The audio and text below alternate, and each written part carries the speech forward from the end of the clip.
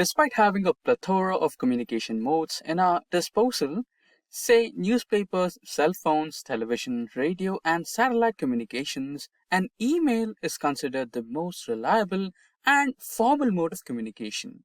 You might ask, but why do we write an email when you can reach out to anyone almost instantly using the apps like Twitter, Instagram, and Facebook? The answer is simple. Writing an email is considered one of the easiest and essential practice in the professional world to maintain a business communication. So, understanding the importance of an email in corporate, Simplilearn has created this amazing video on how to write a perfect email. But before we begin, consider getting subscribed to the Simplilearn's YouTube channel and hit the bell icon to never miss an update on such interesting and amazing videos. An email is a method of electronic communication between two or more people. So, to write a perfect email, first you must understand the email's structure.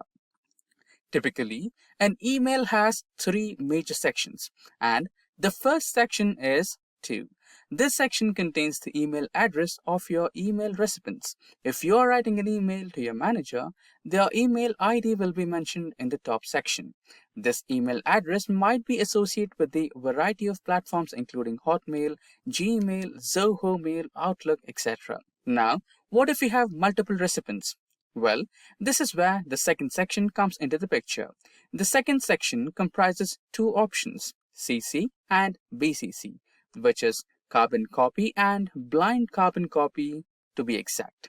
So, let's understand each one of them in detail. CC or carbon copy is a section in which a copy of the same email is sent to each recipient. To make it more clear, imagine if you want to share a copy of the email with your co-team members, you can mention their email in this section. Now, the copy of that mail will be shared with everyone in your team other than the main recipient. And the BCC stands for blind carbon copy. It is used to share an individual mail in mass without sharing the email ID of one another. To give an example, if there is an occasion in your company where multiple people need to be sent the same email but don't have access to their recipients' email addresses, you can use this section as your savior. And the last segment is the subject. The subject provides brief information about the content written in the email. One key aspect of this section is the subject line does not require any special characters. Now, a perfect email can communicate without sounding too formal or stilled. It should be friendly and conversational but still maintain a professional tone. And this is where we will discuss about the important section of this email, that is the body. It will help you if you keep a few important pointers in mind before writing an email to achieve balance. The first pointer is to consider while writing the body of an email is the salutation. Now, salutation of a formal email is similar to the salutation of a letter. It refers to the greeting words such as hello, hi, etc. For example, while writing to someone you don't know by name, you can put to whom it may concern. While applying for a job, you would address the person by dear hiring manager. If you don't know the recipient's name, you can go for dear Miss or Mr. Like there are several ways to write the salutation of your email and you can follow any of them based on the situation. Moving on, next is the opening sentence. The opening sentence is the email's first sentence of your email. It introduces the subject of your email while also setting the tone. Most likely, opening lines are straightforward, introducing the topic as quickly as possible. A good opening line will capture your reader's interest and compel them to finish reading your email. For example, if you are following up on the email, you can go for just following up on whichever the matter it is, or I wanted to follow up about whichever the matter it is. If you needed something, then you can use I was hoping you can help me with a favor or something, or do you mind helping me with a favor or help or anything. Following that, we have the main body of the email. It is the most important part of the email. The email body includes the information content or any attachments.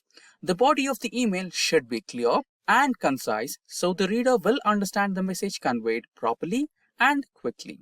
For example, you can start the sentence with I am reaching out about followed by a reason. The reason may be about anything like leave, meeting, presentation, etc. You can also write, I'm getting back to you about only when you reply to their email. And then comes the closing sentence. This sentence is always at the end of the email. It is the finishing sentence of your email, right before the sign off and your name.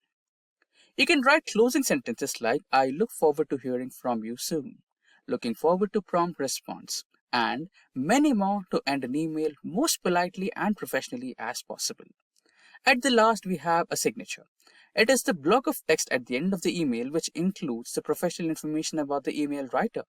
Here, you can write sincerely, have a pleasant day ahead, sending you positive vibes, best wishes, and many more to grade the person off.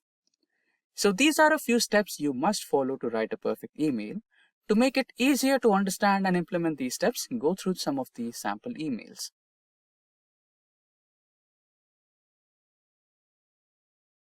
With this, we have reached the end of this session. Today, we learned some important tips to help you write a perfect email. Please like this video and share it with your friends. For more videos like this, please visit our Simplilearn's YouTube channel. For queries regarding this topic, mention them in the comment section below. Until next time, thank you, stay safe, and keep learning.